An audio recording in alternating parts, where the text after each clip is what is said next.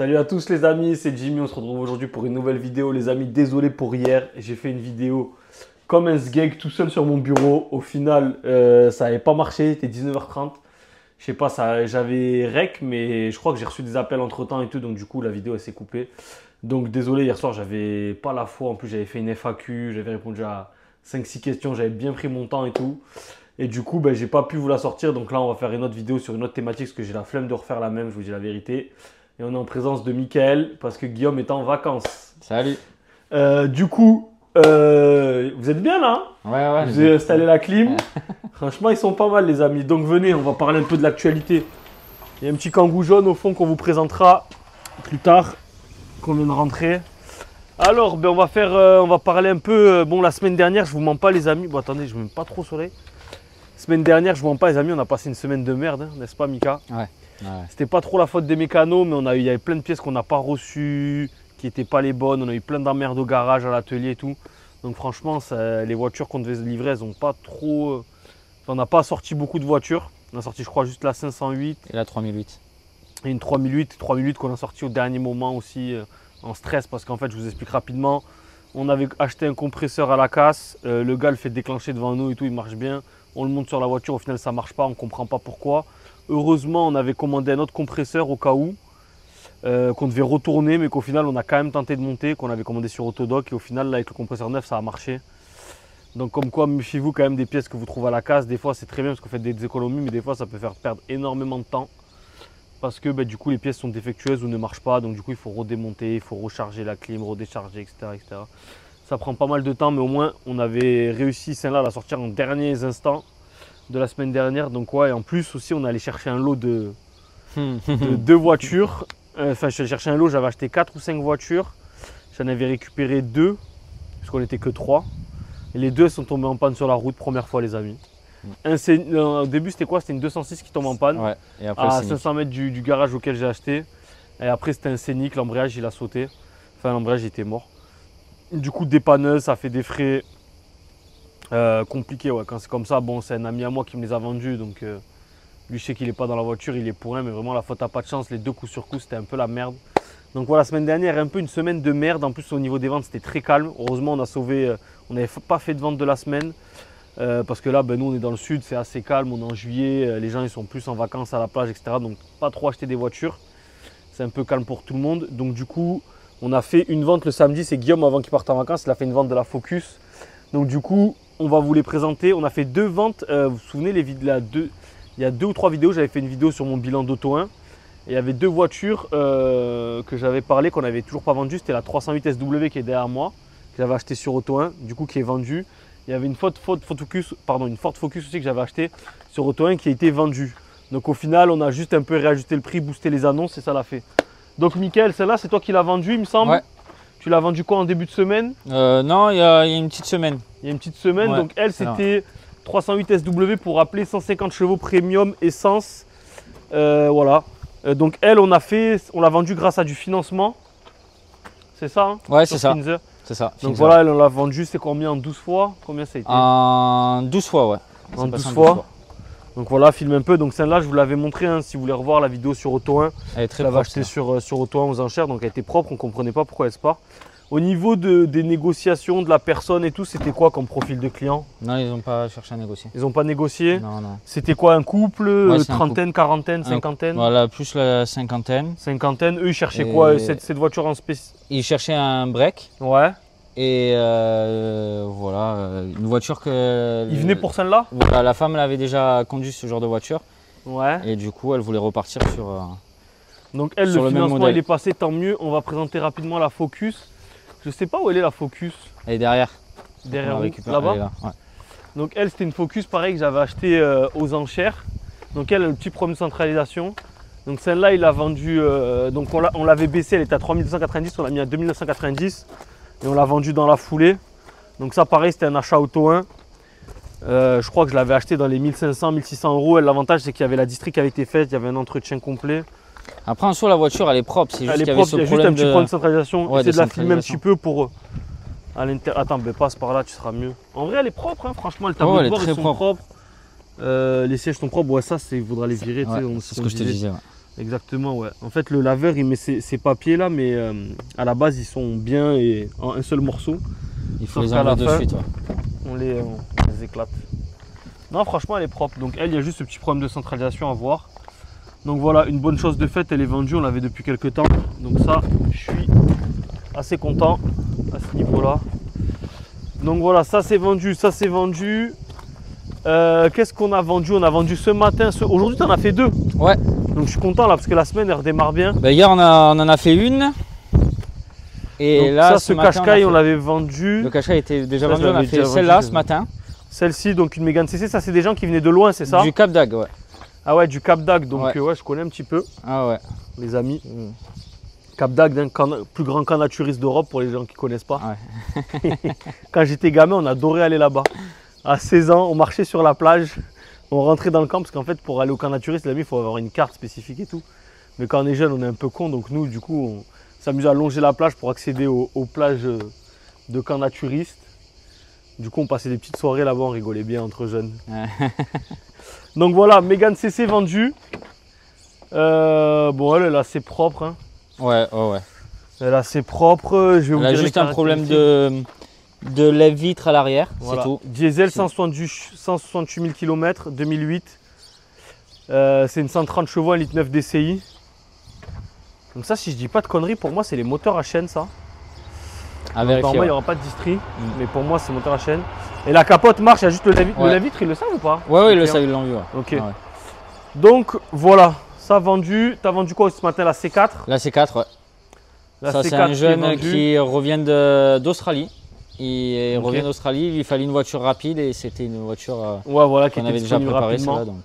2010, 90 chevaux, essence. Donc ça, pour vous dire l'anecdote sur cette voiture, on va en parler. Tiens. En fait, je l'avais vendue il y a, on va dire, 1 mois à des clients. Donc on l'avait préparé, tout ça, ils viennent l'essayer. Donc bon, on avait pas mal de délais parce que bon, ils le savaient, on avait beaucoup de ventes et tout. On l'a vendu, donc on avait pris 300 € d'acompte. Et les clients viennent la tester. On avait vrai, ils disaient ouais, on entend un petit bruit au niveau de la boîte, on sent pas trop le truc et tout. Est-ce que vous pouvez regarder? Donc ça l'empêchait pas de rouler et tout ça. Hein. Donc du coup on a regardé et tout. Bon, on a préféré, c'est vrai qu'il y avait un petit bruit de boîte, donc on a préféré le changer parce qu'on est des gens réglo et honnêtes, qu'on n'avait pas remarqué, qui est venu avec le temps et tout. Donc du coup, quand ils l'ont testé, ils ont trouvé ça. Bon, après c'était pas un bruit énorme, mais bon, il y avait un petit bruit quoi. Sachant que c'est des voitures qui sont d'occasion avec fort kilométrage, mais quand même on a pris le temps de trouver une boîte, d'aller la chercher, de la commander, de la changer. Donc ça a pris une semaine. Ça a pris une semaine, 10 jours de délai en plus. Et du coup, entre temps, les clients, ils ont voulu se rétracter. Donc, ce qui s'est passé, c'est que bah, nous, pas contents, évidemment, on avait fait tous les frais dessus. Les clients, ils viennent, ils nous disent ouais, la boîte, on fait l'effort de lui trouver une boîte, d'aller la chercher, de la monter, tout ça. Donc, forcément, ça prend un peu de temps. Et au final, entre temps, ils veulent annuler la vente. Donc, moi, bah, du coup, quand on fait des trucs comme ça, sincèrement, ça m'irrisse un peu les poils du corps. Et du coup, ben, moi j'aurais dit c'est mort, en gros, il n'y aura pas de... On était encore dans les délais parce qu'on avait 30 jours sur le bon de commande. Pour vous dire officiellement, en fait, vous avez 30 jours pour livrer une voiture. Pensez à bien le préciser sur le bon de commande. Et après, si en cas de problème au dernier moment, vous avez le droit d'avoir un délai de 15 jours supplémentaires. Et si les gens veulent annuler la vente, ils doivent vous envoyer un recommandé, sauf qu'eux, ils n'avaient ni envoyé recommandé, ils n'avaient ni laissé le délai supplémentaire, ça, et on était vraiment dans les temps. Donc du coup, ils ont voulu jouer au con un peu. Donc moi, comme j'ai dit à Guillaume, enfin voilà, j'ai dit on va pas leur rembourser. Donc s'ils veulent la voiture, on leur a laissé une semaine, 10 jours. Ils l'ont pas voulu, on l'a remis en vente et du coup là on l'a revendu. Mais moi, dans tous les cas, je garde leur acompte. Et ils m'ont dit ouais, on va entamer des procédures, des séminaires. Mais je leur ai dit faites. Moi, je sais mes droits et mes devoirs et je sais que sur ce coup-là, je suis pas en tort. Donc voilà.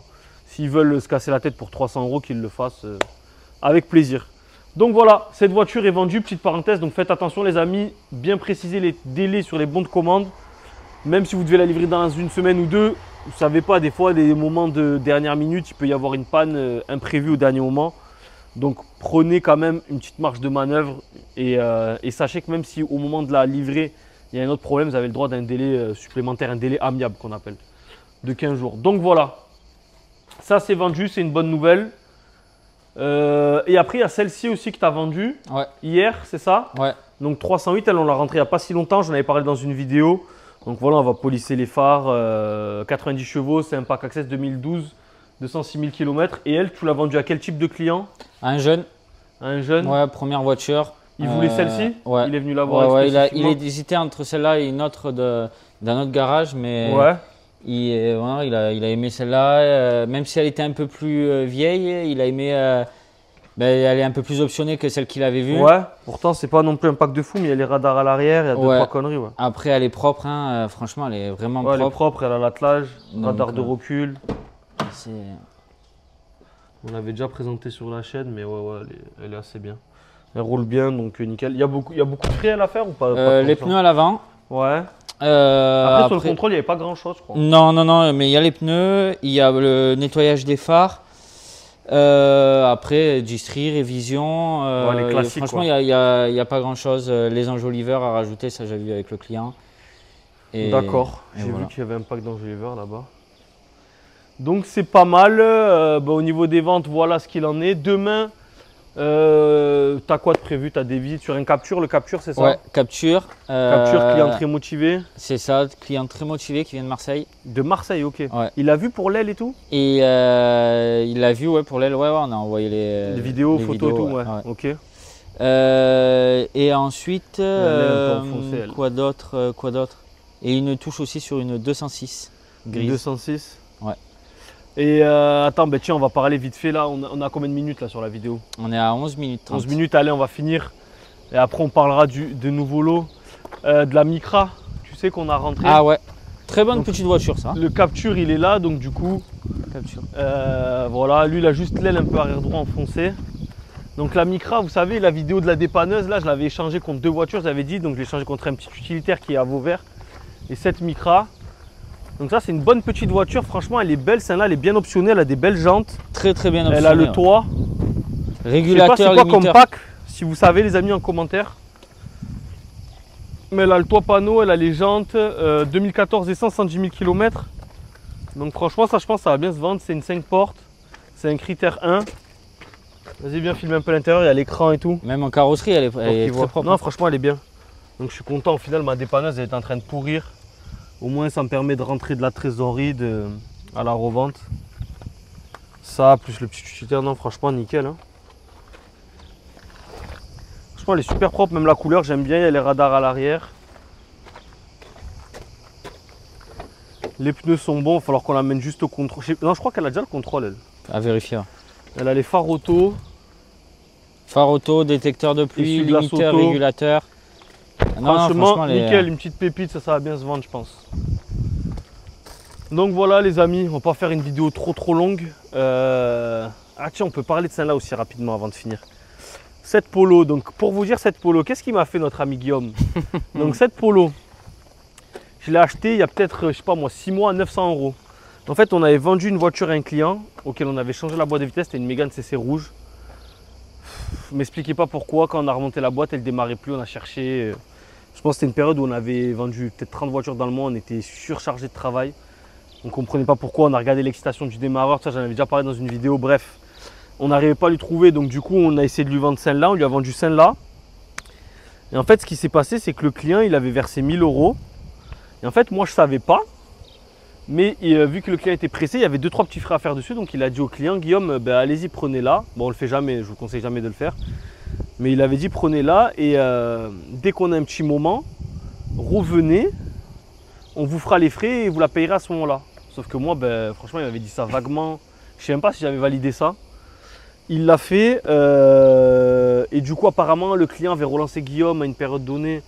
Et du coup, nous, on ne pouvait pas, donc il avait relancé après. Après, c'est le client qui ne pouvait pas. Bon, bref, on n'avait pas réussi à s'ajuster. Mais moi, je pensais que c'était une histoire qui était réglée depuis longtemps. Et en fait, ce qui s'est passé, c'est que le client, du jour au lendemain, il nous dit ouais, finalement, je ne peux plus payer la voiture. Nous, on devait lui s'en occuper. Donc, je crois qu'il n'y avait pas grand chose à faire, mais voilà, 2-3 petites conneries. Je ne peux plus payer la voiture et tout, j'ai un souci financier. Donc, en gros, je crois qu'il restait 2000 € à payer dessus. Je ne pourrais pas la payer. Ou je vous la paye en plusieurs fois, ou je ne sais pas quoi. Mais je crois qu'il a dit carrément, je ne peux pas la payer.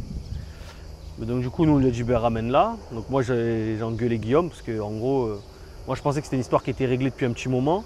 On avait déjà encaissé les sous et tout, au final non. Donc ce qui fait que le client il a roulé avec et tout. Moi je lui ai dit par contre s'il ne peut pas la payer, je ne vais pas lui rendre son acompte de 1000 € quoi. Il avait gardé, il a fait 12 ou 15 000 km Tu sais toi à peu près, non? Tu sais pas? Non, non. 12 ou 15 000 km avec, il avait gardé 2-3 mois. Je dis de toute façon, c'est simple. S'il veut pas, s'il veut faire des histoires, au pire, on lui fera payer la location. Mais la location, ça va lui coûter plus cher de tout le temps qu'il a eu. Donc voilà, ne faites jamais ça. Ne faites jamais partir des voitures que vous n'avez pas totalement encaissées, les amis. Nous, on l'a fait une fois, c'était sur un petit prix. Bon, au final, c'est une voiture que j'ai acheté 900 €, j'ai récupéré 1000 €, donc je l'ai déjà rentabilisé. Mais ça peut vous amener des histoires, surtout que lui voulait récupérer son acompte, nous on ne voulait pas. On a voulu faire une reprise, enfin bref. C'est des sources à histoire, donc en vrai, il vaut mieux dire non et que le client ne soit pas content, que vous ne soyez pas content quelques mois après. Que vous ayez des problèmes parce qu'au final, c'est pas ce qui peut arriver dans la vie, des petits soucis financiers, je sais pas, une perte d'un emploi, une séparation, des dépenses imprévues qui font que la voiture, on ne pourrait pas la payer. C'est pour ça que nous, on passe par des sociétés, des organismes de financement qui, en fait, quand on passe par eux, quand par exemple la 308, quand il la paye en 12 fois, nous on reçoit l'argent en totalité au bout de 10-15 jours en fait. Donc nous on a l'argent, on s'en fout. Après ils se débrouillent avec la société de financement de crédit. Donc on n'a pas de problème. C'est pour ça que quand les clients disent ouais non je vous fais 3 chèques, 4 chèques, non on le fait jamais parce que, ou même je vous fais des paiements de ça, c'est pas à faire parce que si vous avez des problèmes après ça vous retombe dessus et ça fait des histoires pour rien, grosso modo. Donc voilà, petite conclusion finale les amis. N'hésitez pas à liker, à partager. Si vous avez des questions, n'hésitez pas parce que je vais refaire une FAQ. Là, j'avais pas la foi de refaire les questions que j'avais fait hier. Donc n'hésitez pas, posez-les en commentaire et je vais sélectionner peut-être 7, 8, 10 questions et j'y répondrai avec grand plaisir. A plus tard l'équipe, ciao!